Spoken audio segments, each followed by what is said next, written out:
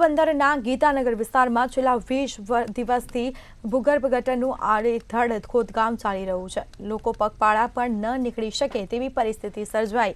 અનેક રજૂઆત છતાં કોઈ કાર્યવાહી ન થતાં સ્થાનિકોમાં ભારે રોષ જોવા મળ્યો છે।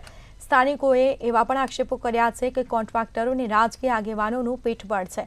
કેટલાક આગેવાનોની જ મશીનરી અહીં કામગીરી થઈ રહી છે, આથી તેઓ મનપાના અધિકારીઓને પણ દાદ દેતા નથી।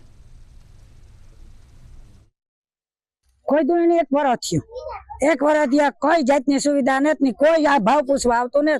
यहाँ माणसों छूटाई गया ने किए तक आकनी करी जाए एक डोली नाखीने पाछा राजी करीने व्या जाए, कोई भाव पूछतो नहीं। तमे 25 वर्ष त्या रहीए पण नेत लाइटों ની सुविधा, नेत पानी ની सुविधा, नेत रोड ની सुविधा ई के रजू થઈ ગયા आज 5 વર્ષ થઈ ગયા, કોઈ જાતની સુવિધા છે નહીં।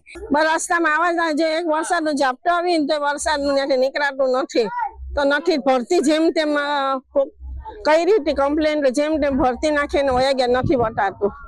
કેનું કામ કેનું હાલે અત્યારે એ તો મને કઈ નથી ખબર, પણ હાલે છે ને કહેવાનું આટલું જ થાય કે કરો એ હરખું કરો ને વ્યવસ્થિત કરો, કે માણસને કઈ પાણીની સુવિધા આપો, કઈ વ્યવસ્થિત। 15 દિવસથી અમારા ઘર આંગણામાં ખાડો હતો, અમારા નાના છોકરાઓ છે તો અમે કઈ દિવસે નીકળીએ અહીંયાથી। છોકરાઓને સ્કૂલે મૂકવા જવા, ટ્યુશનમાં મૂકવા જવા, અમારે આમાં કઈ રીતે નીકળવું?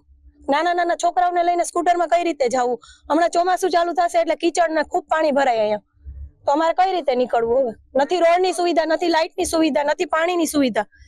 કેટલા વર્ષોથી અમે અહીંયા રહીએ છીએ, કોઈ પણ જાતની સુવિધા પણ આપેલ નથી અહીંયા। તમે આ લોકોને રજૂઆત કરી હતી આ રસ્તા કરી આપવા બાબતે? હા, કેટલા વર્ષથી આ ચાલુ જ છે, એમ કે પાસ થઈ ગયો છે ને હજી કઈ આમાં કઈ ઓલું થયું નથી ને કઈ જવાબ નથી દેતા કોઈ।